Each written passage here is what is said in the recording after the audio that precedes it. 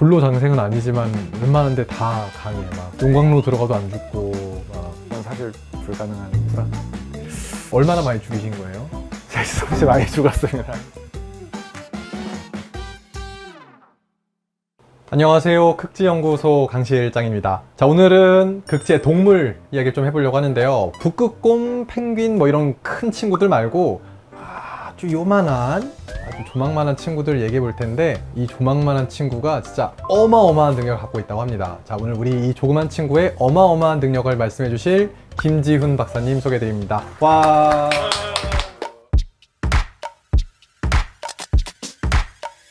네, 저는 이제 화석이랑 현재 살고 있는 동물을 연구하고 있는 직권연구본부의 김지훈입니다. 안녕하세요. 네, 반갑습니다, 박사님. 저희 그 극지연구소 다 보셨죠? 많이 봤습니다. 네, 시작할 때 하는 코너 있어요. 10글자로 네. 본인을 소개하기. 뭐 조금 더 쌈박하게 네. 10글자로. 네. 저는 과거와 현재를 잇는 사람이라고 하겠습니다. 오! 네, 과거와 현재 있는 사람 네. 느낌도 있고 딱 10글자 맞았습니다. 자, 과거와 현재를 잇는다라고 했고 아주 작은 동물 연구한다고 했어요. 이제 요거를 실체를 말씀드릴 텐데 여러분 네네. 뭐였죠? 우리 이야기할 게? 물곰입니다. 네, 물곰. 피디님 물곰 들어보셨죠? 네. 생명체로 맞아요. 들었어요. 저도 이렇게 들고 들었습니다. 네, 죽지 않는 불사의 네. 생명체 물곰.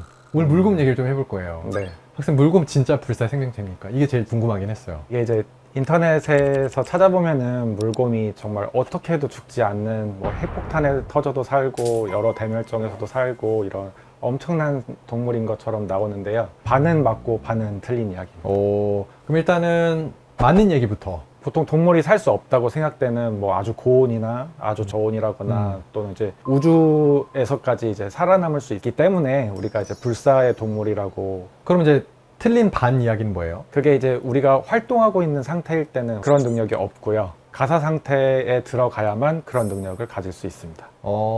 가사 상태라는 건? 곰들이 겨울잠 자는 것처럼 네. 완보동물이 주변 환경이 나빠지게 되면은 생명 활동이 멈추고 이제 가만히 있게 돼요. 그 상태를 우리가 가사 상태라고 하죠. 그럼 좀 정리를 하면 추우면 똑같이 완보동물도 죽는다, 물곰도. 네. 근데 얘네들이 야 좀 위험해. 좀 쉬어야 될 것 같아. 그래가지고 잠을 자면 뜨겁게 하든 춥게 하든 절대 죽지 않는다. 일반 생물보다 훨씬 네, 세다. 세다. 박사님 자꾸 완보동물이라고 하는데 같은 거죠? 예, 완보동물이 물곰입니다. 네. 같은 말입니다. 알겠습니다.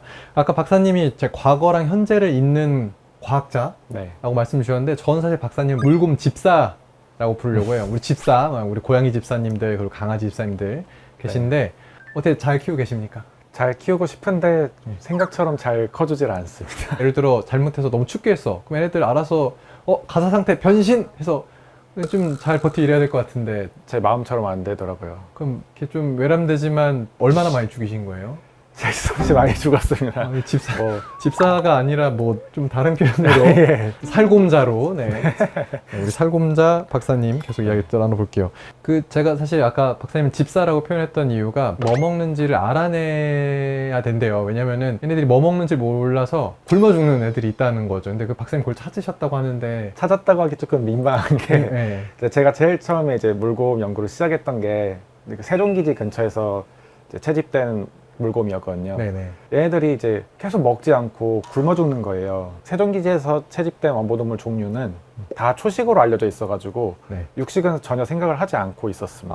그래서 그래서 사실 다른 동물을 넣어줄 생각을 못 하고 있었는데 네. 우연히 이제 다른 팀 박사님께서 그 다른 동물이랑 같이 넣어놨는데 얘네들이 그걸 잡아먹는 거예요. 그 모습을 보신 거죠. 그래서 저한테 알려주셨어요. 그걸 막 계획하고 한 게 아니라 네. 이것도 이런 과정이었네요. 네. 알겠습니다.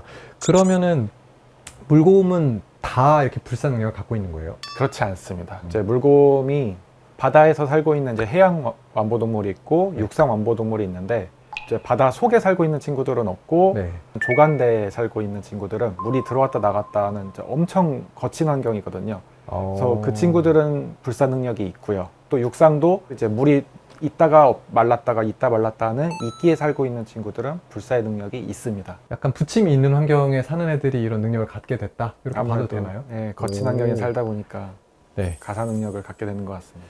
사실 뭐 곰도 겨울잠을 자고 겨울잠 자는 다른 동물들도 있는데 왜 걔네만 이런 능력이 있냐? 그거는 왜 그럴까요? 물곰만 가지고 있는 건 아니고요. 그래요? 네, 오늘 여러 번 헛발질을. 네. 이렇게 물곰처럼 이제 크기가 작고 좀 단순하게 된 동물들은 이런 가사 능력을 가지는 경우들이 상당히 있습니다. 그 중에서 물곰이 제일 유명한 거고요. 자, 그럼 물곰 얘기는 이 정도로 좀 하고 이제 박사님이 과거랑 현재를 잇는다라고 표현해 주셨어요. 네. 요걸 좀 설명해 주셔야 될 것 같은데. 현재 살고 있는 물곰과 그 친척들에 대한 연구도 하고 있고, 이 물곰들의 5억 년 전 우리가 이제 캠브리아기라고 하는데요. 네? 그 조상 화석들도 같이 이제 연구를 하고 있습니다. 저희가 5억 년 이제 가늠이 잘 안 돼서 그러는데 조상이라고 할 만한 뭐가 있어요? 5억 년 전이 동물 이제 역사 연구에서 제일 중요한 이유 중에 하나가 우리가 알고 있는 이제 대부분의 동물들이 그때 나타난 걸로 알려져 있어요. 오. 그래서 이제 진짜 정말 초기의 조상님들이 어떻게 생겼는지를 연구할 수 있는 거죠. 물곰의 5억 년 전은 어떤 느낌이었나요? 물곰의 이제 조상 동물들의 화석만 발견이 됐었는데 엽족 동물이라고 합니다. 그래서 걔네들은 몸 크기가 보통 한 2cm에서 한 10cm 정도? 지금 물곰보다는 좀 큰 것 같아요. 물곰 크기가 보통 얼마 정도 되죠? 정말 큰 애들이 1mm 정도 됩니다. 근데 이걸 어떻게 알 수 있는 거예요? 대충 비슷하게 생겼어. 이거 조상이야. 이렇게 할 수는 없잖아요. 우리 과학자니까. 네, 그런 거를 알아낼 수 있는 방법이 크게 두 개가 있을 텐데 네. 형태를 이용하는 것과 DNA 분자를 이용하는 게 있는데 아쉽게도 이제 5억 년 전은 DNA가 남질 않죠. 그래서 근데 이제 예전에 우리 주라기 공원 보면은 막 공룡의 피를 먹은 모기에서 뽑아내서 막 보거나 이러는데 이거는 이건 사실 불가능한 구라라기보다 현재는 불가능하다. 그럼 이제 말씀한 형태로만 엄청 좋은 화석 산지들이 있어요. 네네. 거기서 나오는 화석들은 뭐 신경이나 네네. 근육이나 내장 같은 것도 다 남거든요. 이제 화석들의 그 자세한 형태를 계속 보면서 비교를 하는 거죠. 어떤 형질들이 조상으로부터 물려받았는지를 알아내고 그걸 추적해 가다 보면은 얘네가 원부 동물의 조상이구나 뭐 이런 걸 알 수가 있습니다. 이제 화석 산지라는 얘기를 해주셨고 연구소에서도 진짜 엄청 귀한 장소를 또 저희 간다고 해요. 그 캠브리아기의 이제 주요한 화석 산지가 전 세계에 4개가 있어요. 그린란드의 가장 북단에 있는 시리우스 파셋이라는 데가 있습니다. 육지 중에서 가장 북쪽에 있는 육지거든요. 네. 이제 사람들이 접근하기가 너무 힘들다 보니까 그쵸. 연구가 안 됐다가 네. 이제 저희 극지연구소에서 연구를 하게 된 거예요. 아, 극정구 훌륭합니다. 네. 시리우스 파셋에서 가져온 화석도 하나. 네. 여러분 제가 사실 이 얘기를 하려고 이렇게 길게 돌아왔나 봅니다. 물곰 조상님이 지금 여기 캐비넷 안에 잠들어 계신데요. 네. 5억 년 전의 시간을 넘어. 여기가 이제 저희 시리우스 파셋에서 가져온 화석들을 보관하는 수장고입니다. 오. 그래서 여기서 네. 지금 북극에 계셔야 될 분을 굳이 한국까지 데려오셔서 지금 드디어 5억 년 전 우리 물곰 조상님. 이분도 만약에 그때 가사 상태 들어서 지금까지 주무셨으면 살아계실 수도 있을까요? 사실 그때는 다 바닷속에 살고 있었어서 가사 능력이 없었을 걸로 생각이 됩니다. 우매한 질문에 상당한 아이고, 답변을. 자, 이렇게 보시면은 사실 알아보기가 쉽지 않으실 것 같은데. 우와! 오! 뭔 진짜 하나도 모르겠습니다. 네. 네. 아, 근데 얘가 어쨌든 절지 동물의 옆쪽 동물. 옆쪽 동물의 네. 오. 사실 머리 쪽은 지금 이쪽이 날아가는 네, 거예요? 날아가서. 아, 오, 신기합니다. 네. 드디어 이제 여러분 물곰 영접하러 우리 물곰 주사님은 물곰을 어디에 물곰 어디서 꺼내시는 거예요? 네, 여기 이제 냉장고고요. 냉장고에서 꺼내신다고요? 극지애들은 아무래도 좀 추운 환경을 추워서. 좋아하다 보니까 오. 이제 이런 식으로 네. 이게 지금 물곰. 예, 물곰이 이제 여기 안에 있습니다. 보시면 여기 초록색에 지금 초록색 크롤렐라를 먹어가지고 이런 색깔이거든요. 이렇게 뜯어온 이끼를 이제 물 속에 넣고 이제 놔두면은 완부동물들이 여기서 깨어나가지고 이제 그 플레이트 밑으로 이제 다 모여요.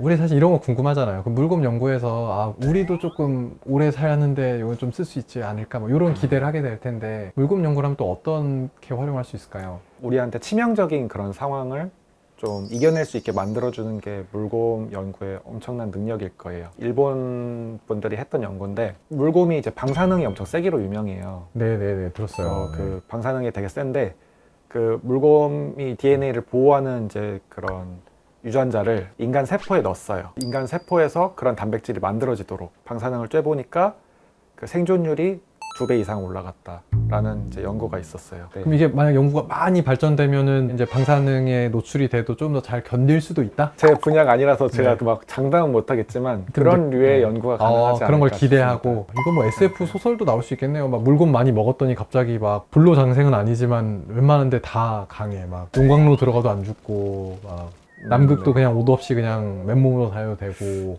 네, 좀 박지민 표정이 근데 점점 표정이 안 좋아. 굳어지는 것 같아요. 제가 하는 말에 후회를 하고 있습니다. 제가 오해를 만드는 건데요. 연구의 결과물들이 그런 아이디어에 활용될 수 있다 정도로 네. 급 이렇게 수습을 오늘 박사님 그 완보동물에 대한 잘못된 상식을 바로잡기 위해서 오늘 우리 극정연구소 출연해 주셔서 다시 한번 감사드리고 박사님의 이제 과거랑 현재를 잇는 연구가 조금 더 잘 돼서 완보동물의 조상이 누군지 꼭 밝혀내시기를 기원하면서 오늘 마무리하도록 하겠습니다. 우리 극정연구소 마무리 어떻게 하시는지 보셨죠?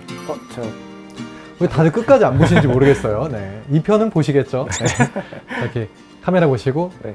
다 같이 극지 하면서 끝내면 됩니다. 네. 네, 저 하나, 둘, 셋. 극지. 생긴 게 인터넷에 나와 있는 사진은 사실 표본을 만들면서 그 건조를 시키는데 네네네. 그 과정에서 이제 애들 얼굴이 찌그러지거든요. 몸이랑 네네네. 이런 데가. 아. 사실 살아있을 때는 훨씬 귀엽게 생겼습니다.